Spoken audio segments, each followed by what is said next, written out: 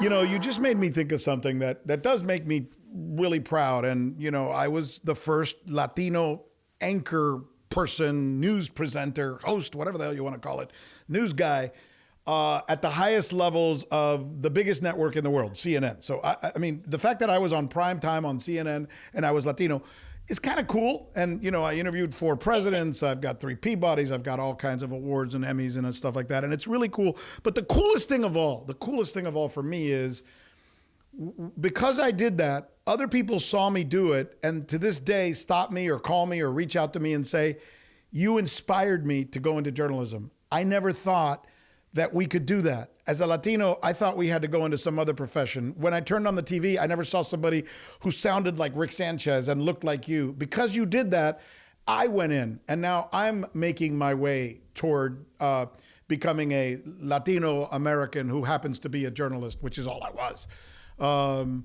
That means something. That kind of stuff's really important. It is to me. And I hope that there's more like that, because like right now, there is not another Rick Sanchez. Ever since I left CNN, there hasn't been another guy who does primetime news who's a Latino. Yeah, 100%. I agree with you. And I think it's all about that, right? Like that to me is the biggest piece of Hollywood and representation and everything, is to be able to inspire other people and to have other people go up and go, oh, wow, that's something I could do too. Or that's somewhere I see myself. I'm doing right now, I'm doing a stand-up comedy special that's all mom material with another friend of mine who's a comedian, who's a mom. And I mean, obviously there'll be some Latino aspects to the special as well. But the point is that like even that, right, community is a lot of times underrepresented. Like there's so many communities that people haven't really given a voice to. And I think it's just like the more you give it a voice and you show up for who you are and you're authentic and that voice matters, then like you said, all these people go, oh my God, that could be me. I could show up like that. How cool. That wasn't even in the realm of my possibilities. And now you've gone and you've changed the world, because a lot of people are now inspired to live a different life and to want more and to do more. You just said something that's so important, and maybe this is where we close out this conversation, because I know I'm not going to keep you here all day. But, authentic. You just used the word authentic. And I have found that it's hard for people like us, including not just us, but African Americans and anybody who comes from a different culture and then tries to create some kind of prominence in the American culture, and they think that there's a stereotype they have to fit into. I hate using this word, but I'm going to say it anyway because it's the best way to describe it. They go on the air and they try to sound white. They try to sound like what they think they need to sound like, rather than keeping the very thing that makes them so special, that makes them matter, that makes people say, he reminds me of me. And that's being authentic. And sometimes we fail to do that because we're afraid to be ourselves. Yeah, for sure. No, and I think it's in the authenticity that people connect. I think that when you're not being truly yourself, then the connection fails because people can see right through it. So when you write for Hollywood, when you prepare material, when you act, it takes a while to get through that, doesn't it? I mean, it did for me. When I first started being on TV, I didn't want to sound like some Latino. I wanted to sound like Walter Cronkite, and I wanted to have the fake voice and a certain pitch pattern that made me sound like I was a very smart guy who was doing the news. And then I realized, fuck that. What am I doing? I need to be Rick Sanchez, some guy who grew up in a barrio in Hialeah, Florida, and his parents never made more than $11,000 or $12,000 a year combined income. That's who I am. That's what makes me special. Be that guy, damn it.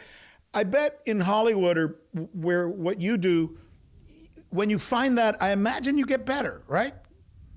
Yeah, and I mean, for me, I grew up in Guadalajara, and my dad is Mexican, and my mom is American. How cool. So this is, I speak English perfectly. I speak Spanish perfectly. My whole life I was in Mexico, then I came here. Some people say I don't look Latina enough to take the, to get the Latina role. Whatever the hell that means. Well, so then I started writing the role for myself, because I was like, I can't, there's no other version of who I am. I grew up in Mexico. My dad is Mexican. I couldn't be more culturally Latina. And then I come to the US and it's like, well, you look too white to be Latina. I'm like, but that's okay. So what do I do with that? So now I'm writing what's my truth and people are resonating, Nice. Because that's the only version I authentically know. And my version is I switch between both languages back and forth all the time, so that's what I'm writing too, because that feels true to me. And then I know a lot of people who go, yeah, that's exactly what my life looks like, so I think you just have to figure out what feels true to you, and people will resonate. And sometimes it'll take a little bit of time for people to resonate.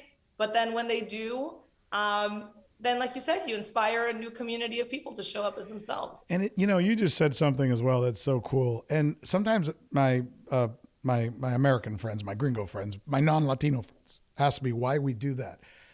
I don't know, but sometimes it just feels so right when you're in the middle of a conversation like you and I are talking right now, and then I'll just say, te tengo que explicar lo que estoy diciendo en unas palabras diferentes porque ¿te acuerdas cuando éramos niños y mi mamá te decía, or when I just have to, something that may not be it, what I just said. I was talking about when I was a little boy. I remember my mom would put certain thoughts in my head, but there are certain times when you're speaking to a friend who speaks perfectly good English, but they also speak Spanish, that you just have to drop into Spanish. And I don't know what pulls me in that direction, but it feels so natural and so right, huh? Yeah, and even in my text messages, like if you go through my text messages, like, hola linda, ¿cómo estás? ¿Qué estás haciendo hoy? You guys want to grab sushi later? Like, it's like, why did I do? Right. But it's just what comes naturally to me. Yeah, you drop a word in Spanish, a word in English, and another one. Wow. Well, listen here, Selina Ringel. You're wonderful. What a wonderful interview. What a fun experience having this conversation. I feel like you're a soulmate to me and to everybody else out there.